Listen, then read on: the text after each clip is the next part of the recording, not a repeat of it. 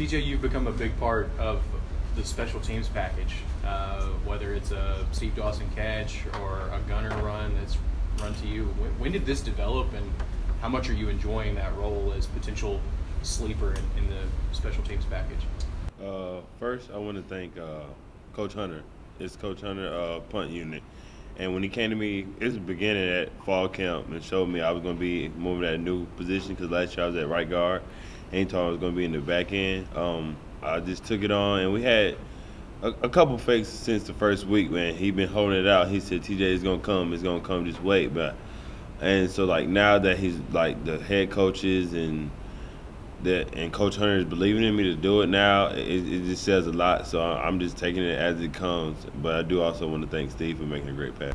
I was going to say that's back-to-back weeks. You've taken a 30-yard gain for a run, and now Steve Dawson, that's a heck of a pass, actually. It was. He had to wait a good second because when I look at the film, the rush was right there in his face. So, like, he could have got tackled at any moment, but he waited, and he made a great pass, and caught it. As two of the older guys, obviously, EKU got off to a great start on Saturday before you guys nearly came back and won. What are the lessons that come from a close loss like that, but also a 24-point deficit that was nearly erased?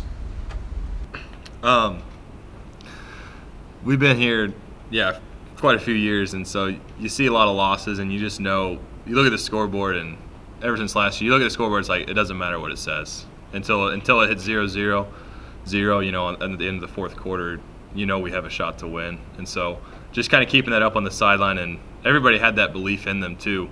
I mean, you saw it until the end of the game. It's like, we know we can come back and win the game. It's just now it's coming to the point of we really want to get to we're not having to do that. And so that's kind of the next step we're taking this week to assure it's like, we don't put ourselves in that hole for games that we don't have to come back like that. Kind of a 3.5-minute stretch sort of decided that game, at least pushed the EKU lead out. How were you guys able to overcome that, put that aside, and go, hey, let's continue to fight? Is there something that you said on the sidelines, halftime meeting? What happened? Well, going into halftime, we all knew, like, it's just football at the end of the day. So, like, you really can't look at it no other way. So when we went into halftime, we looked at each other and said, we got this. Like, we are brotherhood, so we know we're going to go back out there and fight. So that's why we came out there with new energy. Like you like Sapp said, the game isn't over until it hits 0-0. The score can be anything. But at the end of the game, that's when there's going to be a real score. So we buckled down and we believed in each other, and that's how we just turned it around. What were some of the biggest things, because I know you guys have reviewed some of this at this point, but what are some of the key things that Mitch has talked about just in the last 48 hours?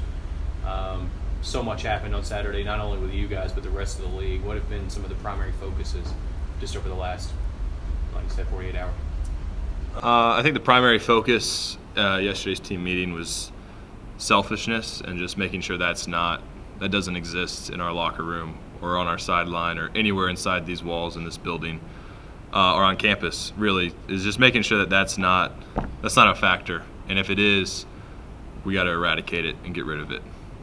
Because, like it's been from the get-go, we aren't here to worry about the other teams, what they're doing. It's really ourselves. We have to worry about ourselves, get ourselves right. And then if we do that, then Saturday comes as it comes. So just making sure that as things haven't gone as planned, you keep guys focused on the team and the logo that's on the chest. So that's kind of been the main focus in the offensive room, at least. James, a little bit about facing Jacksonville State this week. The Bridges guy seemed like he's been there for 20 years. Really good defensive team. Did a good job last week. They just couldn't overcome the turnovers. Just your thoughts on facing them this week after they lost to.